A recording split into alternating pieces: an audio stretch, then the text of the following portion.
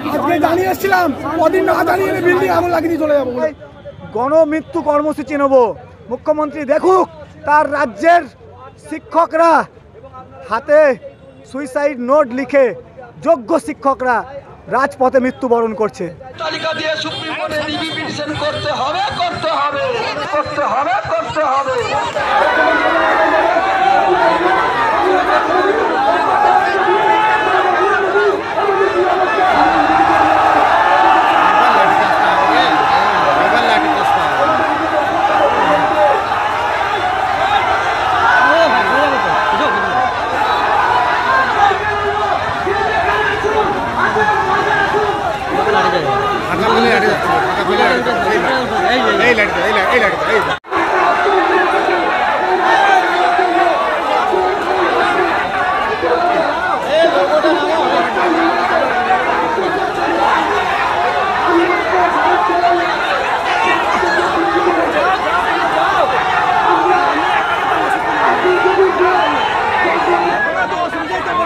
আমাদের অসুবিধা হচ্ছে নাকি?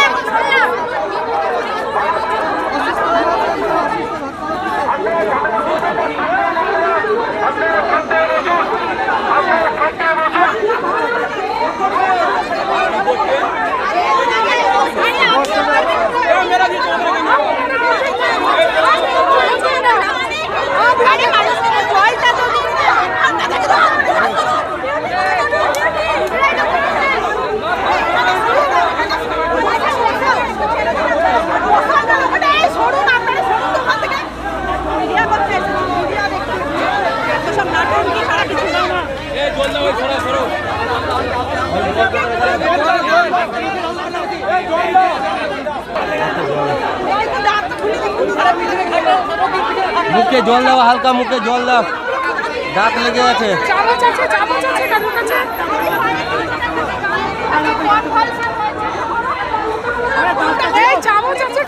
ফাঁকা করো, ফাঁকা করো, জায়গাটা ফাঁকা করো, হাওয়া আসতে দাও, ফাঁকা করো।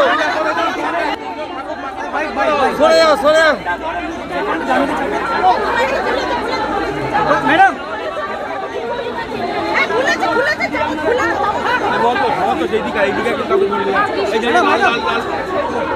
কলকাতাতেও লাঠি চার্জ করলো পুলিশ, আপনাদেরও লাঠি দিচ্ছে, তারা করলো। আপনার তো শিক্ষক, আপনাদের লাঠি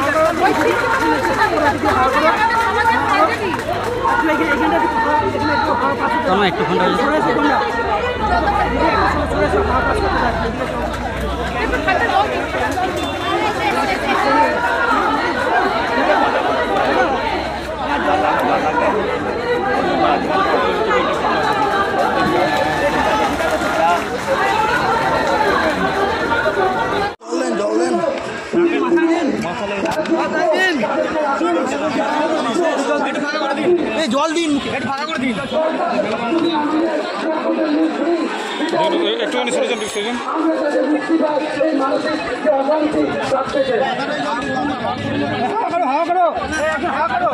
ভ্যানটাকে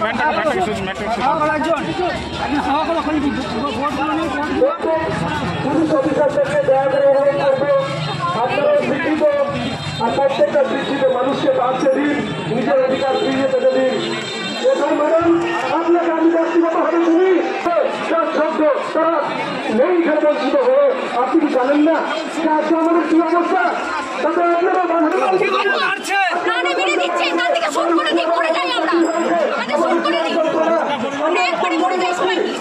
না মেরে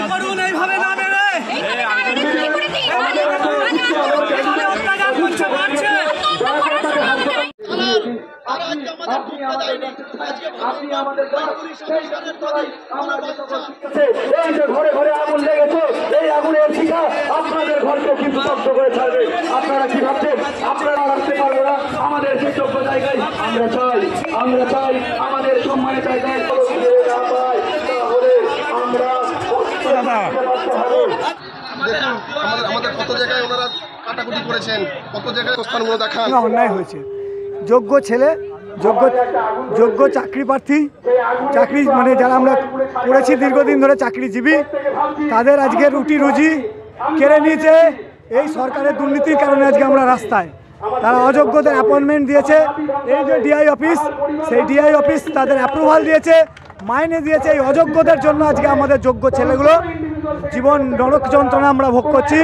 আমাদের বউ বাচ্চা ফ্যামিলি লোন সব চলছে। এই অবস্থায় রাতারাতি আমাদের সার্ভিস চলে গেছে। মুখ্যমন্ত্রী আমাদের কিছু ললিপপ খাওয়াতে চেয়েছিলেন। আপনি বলুন তো, আমি একটা স্থায়ী চাকরি ছেড়ে দিয়ে কোনোদিন ভলেন্টিয়ারি সার্ভিস দেবো, এই প্রত্যাশা মুখ্যমন্ত্রী করেন কি করে আমাদের কাছে? হ্যাঁ, ওনার ক্ষমতা নেই যে যোগ্যদের একটা তালিকা তৈরি করে দিতে। স্কুল সার্ভিস কমিশনের আধিকারিকরা চুরি করেছে, ডিআই অফিসারের আধিকারিকরা চুরি করেছে, আর তার ফল ভোগ করবো আমাদের মতো নিরীহ যোগ্য ছেলেরা? এটা হতে পারে? আমাদের মধ্যে একজন বেশ কয়েকজন চাকরি ছেড়ে এসছেন, 2-3টে চাকরি ছেড়ে এই জায়গায় এসছেন শিক্ষকতা করতে। আমরা একজন পিএইচডি স্কলার আছে আমাদের মধ্যে। আজকে আমাদের এই দুর্দশার জন্য আমরা করজোড়ে নিবেদন করছি সমস্ত দলকে, আমরা একত্রিত হয়ে আপনারা একটা সমাধান সূত্র নির্ধারণ করুন, যাতে যোগ্যরা এই রাজনীতির শিকার না হয় এবং রাজনীতির বলি না হয়। আজকে আমাদের জেলা ভিত্তিক কর্মসূচি। আগামী দিনে আমরা গোটা পশ্চিমবঙ্গের কলকাতায় গণমৃত্যু কর্মসূচি নেব।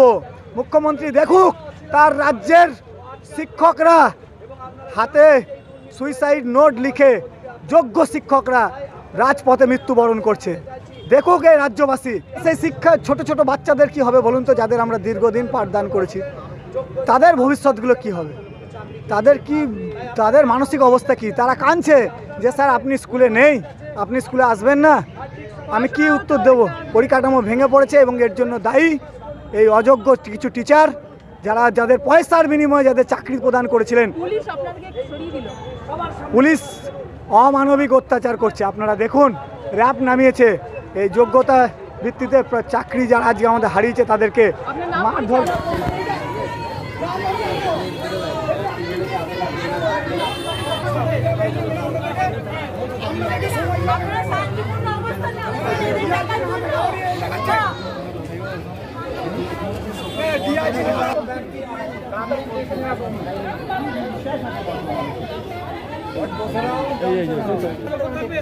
আমাদেরকে বললো ডিআই বসুন, ডিআই আসবে, দিয়ে ফোন করে র্যাব আনালে আজকে জানিয়ে এসেছিলাম, কদিন না জানিয়ে বিল্ডিং আগুন লাগিয়ে দিয়ে চলে যাবো বলে দিলাম। তখন দেখবো কে কোথায় কে আটকাতে পারে। ডিআই অফিসে আমরা এসেছি আমাদের দাবি দাওয়া তুলে ধরার জন্যে। ডিআই আজকে আমাদের কোনো দাবি দাওয়া মানেননি, তিনি নিজে নামেননি। এত পরিমাণে পুলিশ প্রোটেকশন সেখানে এনেছেন, পুলিশ প্রোটেকশন দিয়ে আমাদের মার খাইয়েছেন। তার নমুনা দেখুন, এইখানে পুলিশ কীভাবে মেরেছে, এইখানে মেরেছে। আজকে আমরা শুধু মার খাওয়ার জন্য আসিনি, এরপরে আমরা পথে নামবো গুলি খাওয়ার জন্যে। দেখি এই সরকারের কত গুলি আছে, এই পশ্চিমবঙ্গের পুলিশের কত গুলি আছে। আমরা প্রত্যেকে বুক চিতিয়ে দিয়েছি, আমরা সবাই গুলি খাবো, কারণ আমরা শেষ। এখন আমরা এই পথ অবরোধ করেছি। সরকার যদি আমাদের দাবি দাওয়া মেনে নেয়, শিক্ষা ব্যবস্থা যদি আমাদের দাবি দাওয়া মেনে নেয়, এসএসসি যদি মিরর ইমেজ প্রকাশ করে, তাহলে আমরা আমাদের এই পথ অবরোধ থেকে উঠে যাব, না হলে এই লড়াই চলছে। এই শিক্ষা ব্যবস্থা আমাদের সবাইকে আবার পুনরায় চাকরি বহাল করতে হবে। আমরা মুখ্যমন্ত্রী ললিপপ খাচ্ছি না, খাবো না। আমরা মুখ্যমন্ত্রী ললিপপ খাচ্ছি না, খাবো না। আমাদের চাকরি ফেরত চাই, আমাদের চাকরি ফেরত চাই। এই অযোগ্যরা নিপাত যাক, যোগ্যরা সব চাকরি পাক। তাই সমস্ত পশ্চিমবঙ্গের মানুষ এক হও।